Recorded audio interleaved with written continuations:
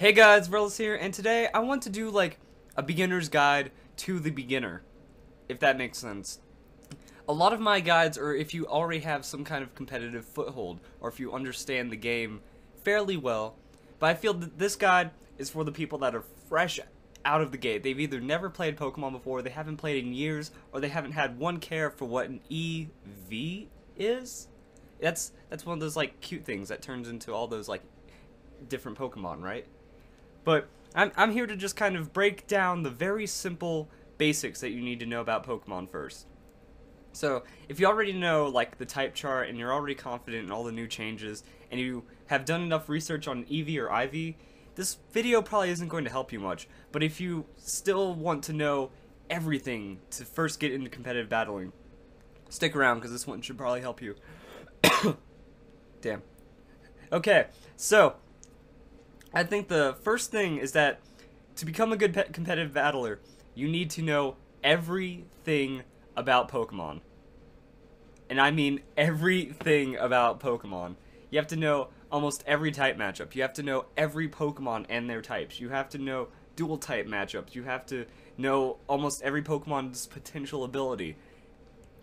But that comes with time. You can't really learn that overnight unless you're a machine and you decide to just slam like 5 monster energy drinks and work your way around the whole system as you look at each individual Pokemon and just transmute it to a database somewhere else. I don't know. But I think that the first thing is just you need to understand the types and the changes. Ground Pokemon are not affected by Thunder Wave. Big mistake that a lot of people make. Electric type Pokemon cannot be paralyzed anymore. Grass-type Pokemon are not affected by Spore, Stun Spore, Poison Powder, Sleep Powder, I believe Leech Seed as well. And those are just new changes. Like, these are things that people are having to adjust to at this moment. On top of that, Fairy has a lot of different changes now. Fairy has more weaknesses and resistances that you need to play into, and a lot of Pokemon had their type changed to include or just become Fairy. So you need to know the Pokemon changes, and you need to know all that. And that's just types. You still don't, like, that's just new things. You still don't have to understand the whole grid before. That's why I have it posted up right now. It's because it's just the easiest thing to understand, and it makes it a lot better.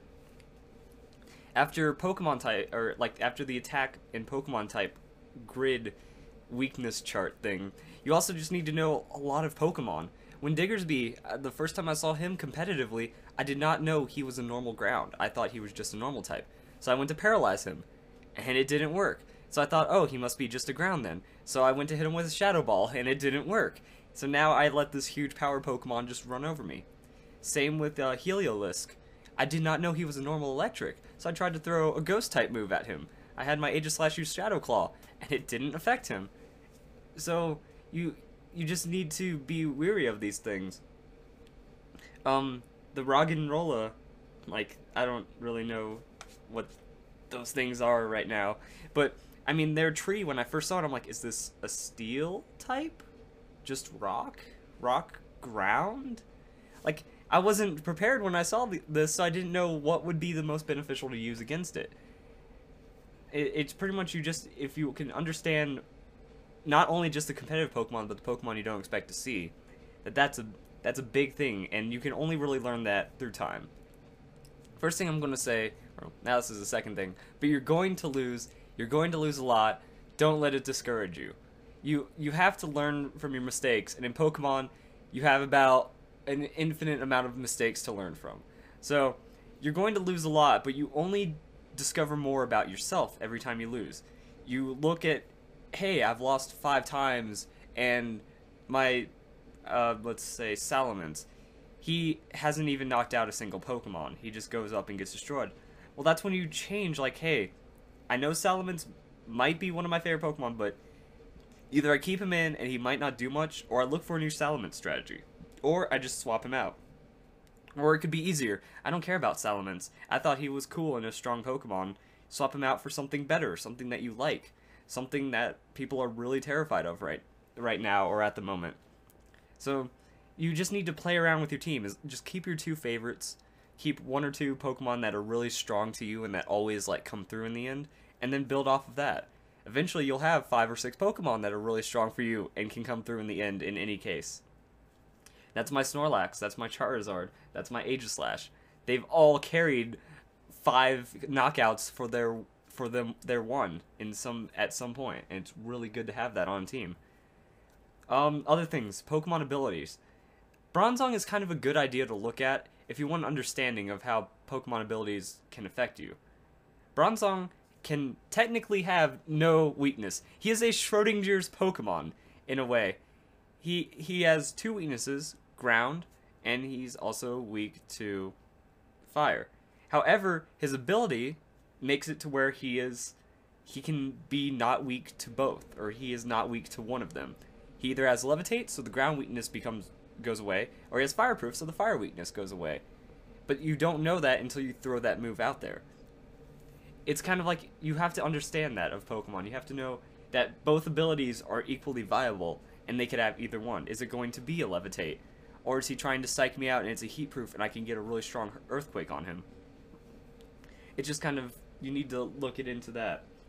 A lot of Pokemon also have abilities that can be really devastating if you guess wrong on. Like a Levitate, or I can't really think, maybe a defensive ability. I just had a good example a while ago. But I mean, it's just kind of the idea that there are 2-3 abilities on any one Pokemon, and some of them can really screw you over if you don't do it wrong. Like, you hit a grass type with Sap Sipper.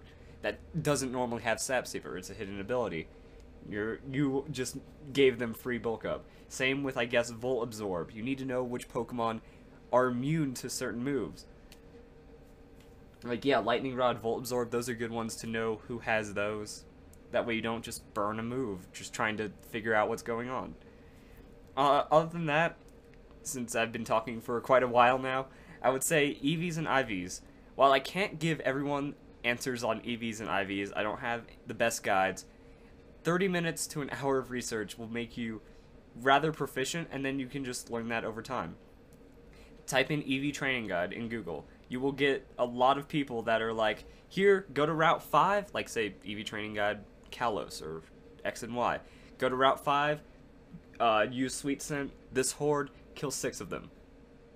And that's how you get your stats. A lot of people make the guides really, really well and really easy to understand. Or if you need to do, like, if you don't want to do horde training, you just want to do regular EV training, you can only have 252 EVs in max in a stat, and you can have 208 total EVs. That means you can have 252, 252, 4. That's the most commonly used one. And that's kind of like the things you have to understand, is you can find that out in 10 minutes of research, not asking your favorite YouTuber or trying to really figure it out. And once you just start to understand these basics, it's going to take a lot of research. It's going to take a lot of time. It's going to take a lot of losses to build your team, to build who you are, to build how you understand your game. On top of that, IVs. I don't value IVs as the most important thing ever. I don't need a team of 5, or a team of 6, 5 IV Pokemon.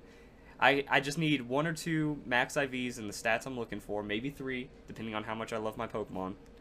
And other than that, they're not that important to me, and they don't even have to be maxed. They can just be really high IVs. IVs are very important, but they're not life or death. They're pretty much a stat point.